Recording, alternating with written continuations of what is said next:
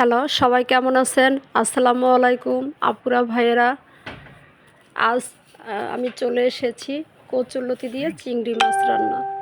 প্রথমে চিংড়ি মাছগুলো লবণ এবং হলুদ দিয়ে মাখিয়ে ভেজে নিব।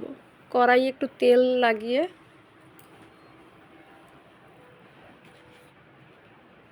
তেলের মধ্যে চিংড়ি মাছ ছেড়ে দিলাম। চিংড়ি মাছটাকে হালকাভাবে ভেজে নিব।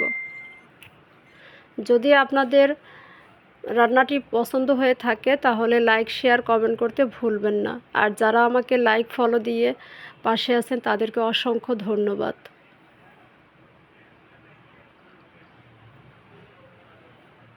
গরমের দিনে কচুরলতি রান্না শরীরের জন্য অনেক উপকারী, কারণ শরীরকে ঠান্ডা রাখবে। এবার চিংড়ি মাছটি ভাজা হয়ে গিয়েছে, উঠিয়ে নিলাম। প্যানে এবার আরও কিছু সরিষার তেল দিয়ে তেজপাতা, শুকনো মরিচ এবং কিছু আস্ত জিরে দিয়ে হালকা ভেজে নেব। তারপরে কিছু পেঁয়াজ কুচি দিয়ে নাড়াচাড়া করে ভেজে নিব।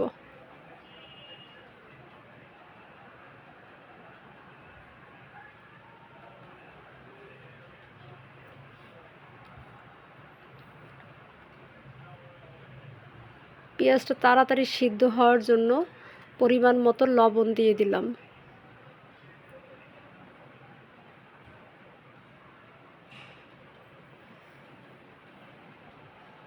আরও কিছু সময় কষিয়ে নিব। এবার 1 চামচ আদা বাটা, 1 চামচ রসুন বাটা দিয়ে মশলাটাকে ভালো করে মিশিয়ে নিব।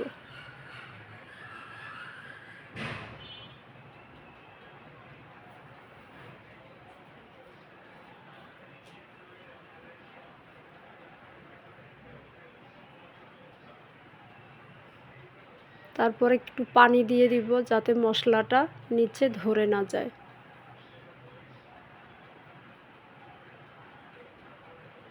এবারে একে একে হলুদ গুঁড়ো, মরিচ গুঁড়ো এবং ধনে গুঁড়ো দিয়ে দিলাম। দিয়ে মশলাটাকে ভালো করে কষিয়ে নিব। মশলা ভালো করে কষিয়ে নিলে তরকারির স্বাদ দ্বিগুণ বেড়ে যায়।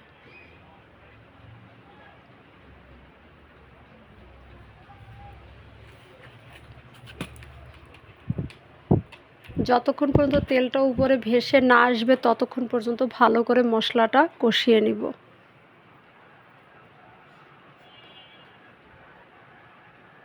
এবার কচুরলতিগুলো দিয়ে দিলাম। আগে থেকে কচুরলতি একটু গরম পানি দিয়ে ভাপ দিয়ে নিয়েছিলাম, সে কচুরলতিটা দিয়ে দিলাম।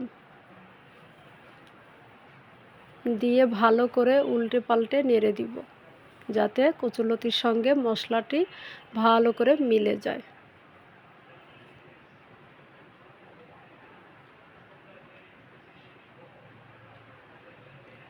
তারপরে কিছু সময়ের জন্য ঢেকে দিব। ঢাকনা খুলে আবার কচুরলতি উল্টে পাল্টে নেড়ে দিব।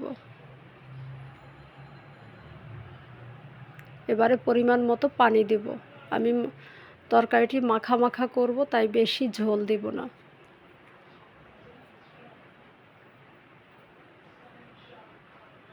এবারে ঢেকে দিব যাতে কচুরলতিটি তাড়াতাড়ি সিদ্ধ হয়ে যায়।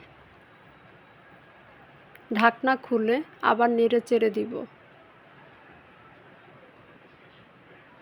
এবং ভেজে রাখা চিংড়ি মাছ দিয়ে দিলাম। কয়েকটি ফালি করে কাঁচামরিচ দিয়ে দিলাম যাতে কাঁচামরিচের জন্য টেস্টটা আরও বেড়ে যাবে।